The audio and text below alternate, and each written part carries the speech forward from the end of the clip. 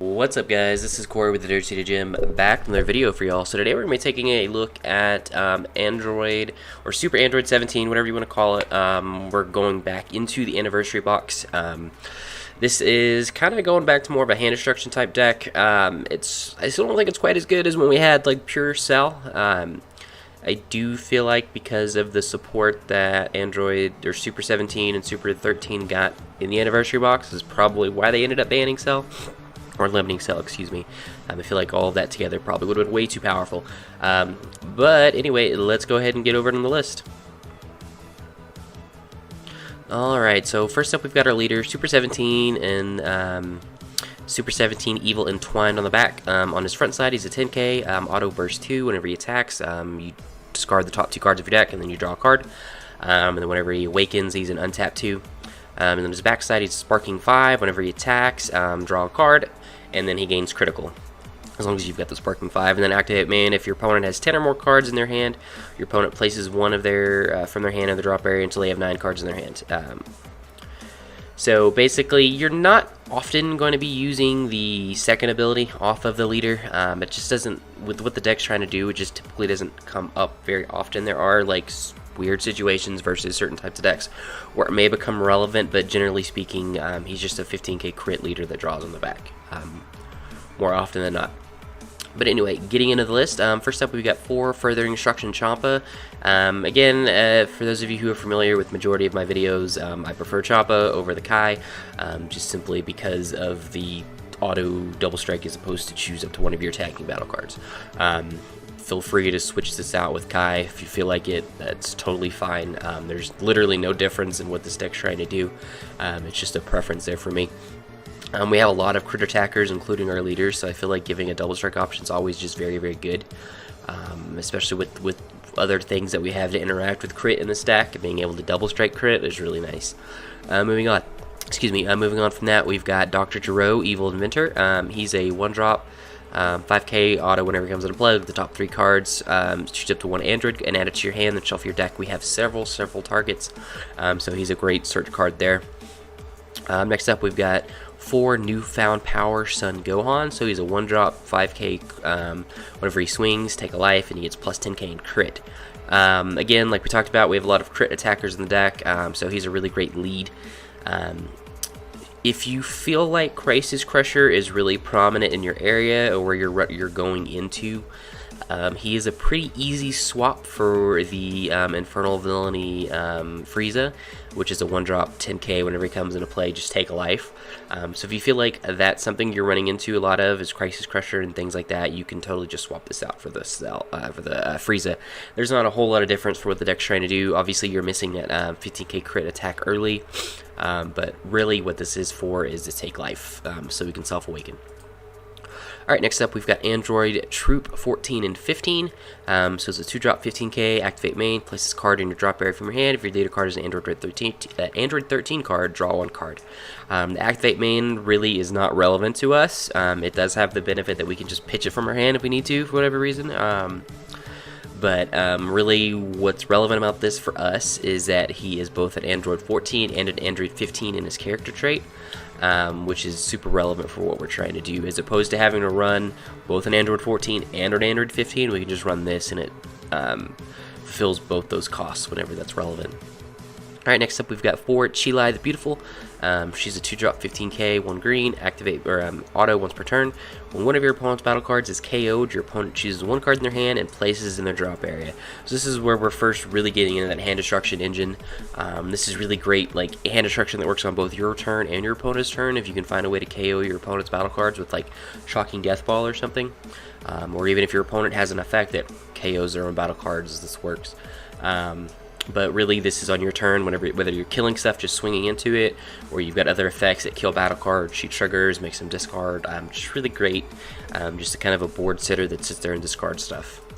Alright, next up we have 3 Android 13 Agent of Destruction. So he's a 3-drop 2 green, 20k critical. Activate main for 2. Choose up to one of your opponent's battle cards and KO it. Then your opponent chooses 1 card from their hand and places it in their drop area. Excuse me. Again, this is more hand destruction. This is more removal that works with our Chilai. So if you have Chilai in play, play Android 13, sack something off of Android 13, they're discarding 2 cards, which is strong there. And he's just a 20k critical, which is really strong. You give him a Champa, he's a 30k double strike critical, which is really good way to close out games and things like that. And just all around, just being able to just sit there and just pop things is just really strong. Alright, next up we've got Android 13 the Brilliant. This is really kind of the engine of the deck. So he's a 3-drop, 2 green, 15k, Union Absorb. Choose one Android 14 and 15 card in your drop area. And place them under this card. If your leader card is an Android card, choose up the one Android 13 card from your hand with an energy cost of 7 and play it on top of this card. And he's got the permanent. You can't play this card from any area if there's an Android 13 card in play in your battle area. So what this does is, if we play him for 3, we can Union Absorb the Android Troop 14 and 15 and go straight into Super or Unending Destruction Android 13, which is incredibly strong. So Android 13 has been around for a while, came out in set 3. We've just never really had an efficient way to get him out. We had another Android 13 that Union Absorbed, but he costs 3, and I believe his Union Absorbed costs 2. So you really couldn't get this out going until like turn 4, turn 5, which is, by the time that came out, it was just too slow. You just rather run Cell. But now that Cell's gone, effectively, you can get this out turn 3 like pretty easily, especially with the Android Troop 14 and 15. So turn 3 we can go straight up into the 7-drop, which we'll cover here in a little bit, but just really an accessible way to get this, which is really what the engine needed. Moving on from that, we've got 2 Hyperspeed Son Goku. So he's a 3-drop, 2 green, 15k auto. When you play this card, you may choose up to 2 cards from your life, add them to your hand. If you choose to add 1 or more cards to your hand, this card gets plus 15 power and critical for the duration of the turn. So this is really more just self-awakening. Ideally, between the Gohans and people swinging into us, we're going to be able to awaken before we'll ever really need this card. But if we're going up against a stall type deck and something like that, we just can't quite get there. He's a great out to make sure that we awaken and we can get to 4 life. Plus, as long as you take 1 life, he becomes a 30k crit, which is really strong. He's another really great big body that can kind of close out games himself, so really good there. Moving on into that, we've got 4 Super 17, the Infernal Machine. So he's a 4-drop, 3 green, double strike, permanent, 20k auto. When you play this card, and he's got the permanent, this card's attack can't be negated, which is really good. Then auto, whenever you play this card, you may choose 2 cards in your hand and place them in your drop area. If you do, your opponent chooses 2 cards in their hand and places them in the drop area. So again, this is more hand destruction. It's also a 20k body that can't be negated. So if you get to the late game, or even the mid game really, and they've got a low hand size, and if you play this, discard 2, make them discard 2 and swing, they have to combo out of it. And if you're like constantly discarding their hand, it's going to make it more problematic for them, that you can just keep comboing up on him, and if they have low resources they can't get over, that's 20k double strike that's just going to go through, and maybe close out the game just by himself. But really, just the discard 2 for 2 is just really strong, and that's really more or less why he's in the deck, which is a really great card altogether. Alright, next up we have 3 Surprise Attack Frieza. So he's a 4 cost, 1 green, 15k crit. Auto, activate this skill when one of your opponent's battle cards is KO'd. If Surprise Attack Frieza is not in play in your battle area, you may play this card from your hand without paying its cost. So again, we've got several cards that, well, not several, but we've got cards that are blowing up your opponent's battle cards already, so this lets us pay it for free. If we swing into a battle card and we KO it, this plays it for free, so it really has great synergy with what we're already doing in the deck. And he's critical, just like we were talking about before. Critical is really where we want to be at whenever we're swinging at our opponent. So he just all around checks a lot of the boxes of what the deck's doing. Alright, next up we have 4 Unending Destruction Android 13, so this is really the big bomb of the deck. So he's a 7-drop, 4 green, I believe, which we're never going to hardcast him. Double strike, 30k auto. Whenever you play this card, your opponent chooses one of their battle cards and KOs it. And then auto, when one of your opponent's battle cards is placed in the drop area from any of your area by any of your skills other than this one, your opponent chooses 1 card from their hand and places it in the drop area. So a lot of text that does really a big important thing. It discards a lot of cards. So whenever his first effect triggers and he KOs a card, then his second attack triggers and then they've got to discard a card. Whenever you swing with something that's crit and they have to discard, cut a card off the top of their life into the drop area, if it's a battle card, his second skill triggers and they discard a card. So all in all, just there's so many interactions within the deck that just triggers that ability. Android 13, the 3-drop, whenever he KOs something, they have to discard a card. If you KO a battle card, they discard a card. And then if they discard a battle card from their hand off of the 3-drop Android 13 skill, then the big Android 13 skill triggers again, and they have to discard another card. The big wombo combo is with the Infernal Machine. You pitch 2, make them discard 2. If they discard at least 1 battle card, they're discarding a card. If they discard 2 battle cards, they're discarding 2 additional cards. So it's easily able to discard 4 cards just off of the Android 17 Infernal Machine, which is a really great combination there. And then, like I said, with Chile 2, if you KO a battle card, they pitch a card. They're pitching an additional card for the killing with the Android 17, and then whenever they pitch a card off of Chile, if it's a battle card, they're pitching another card. That's really what we're getting up to. They're just pitching multiple cards, really lowering their hand size, which is really strong. And then being a 30k double strike, he's able to kind of close out games himself. And then next up, we've got 2 Fu, the Dark Banisher. So he's an 8-drop, Overwhelm 4. If you have 8 cards in the drop, triple attack, 25k, and then he's got the auto. Whenever he your opponent can't activate skills unless they choose 1 card from their hand and send it to their warp. And so skills count for negates, autos off of super combos. They can't activate blocker. They can't activate any type of auto or anything like that unless they pitch a card. And if they pitch a card, then Super 17 triggers, and they have to pitch another card if it's a battle card. So all sorts of really good stuff there. Also, he's triple attack, so he's swinging 3 times.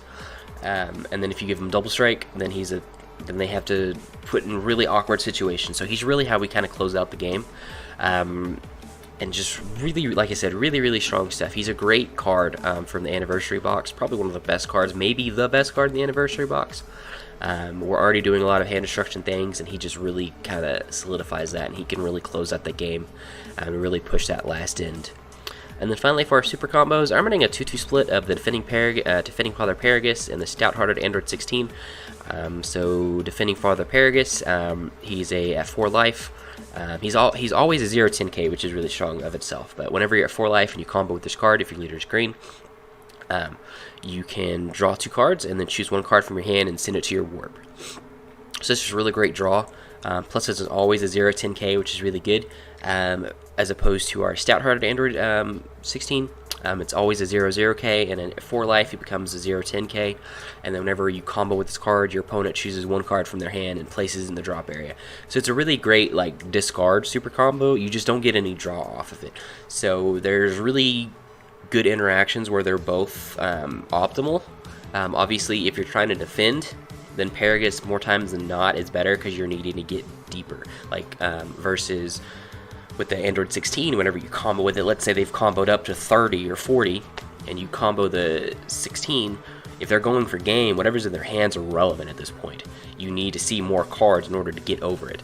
Versus, let's say they have a relatively small hand, they swing for 15 or 20, whatever, you can combo with the 16, you get out of the damage, and you're making them pitch a card, which is going to hurt them for later swings and later things like that. And then offensively, Android 16 is probably a little bit better because you're pitching cards from their hand, but his pitch effect also works with Super 17.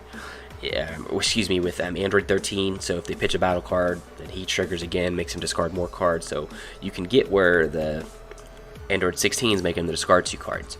Honestly, if you feel like you're comfortable running 4 of either one, you're not wrong in any of those stretches. If you want to run 4 Defending Father Paragus, or if you want to run 4 Android 16, I just feel like it's safe running the split. And then finally, we've got 4 Shocking Death Ball, which is our really good negate. Just pay 1 to get the attack, and then choose one of your opponent's battle cards with an energy cost of 2 or less and KO it, and it's Sparking 5, so you can take a life instead of paying its energy cost. Again, as with majority of the cards in the deck, this triggers off of Chile. Chile's in play, you negate something, you kill something on their turn, they discard a card. If Android 13's out, you kill something, they discard a card. You kill something, then that triggers off of Android 13. If that battle card is KO'd, they have to pitch a card. So all in all, kind of see what the deck does. It has a lot of synergy, which I think is really strong. I don't know if this deck's quite up to the level of being top tier, but it's great hand destruction. Hand destruction is very good. It's very good versus Janemba and those type of things. So a lot of really good interaction there But other than that, guys, that is it. And let me know what you think about the deck down below, and we will see y'all next time.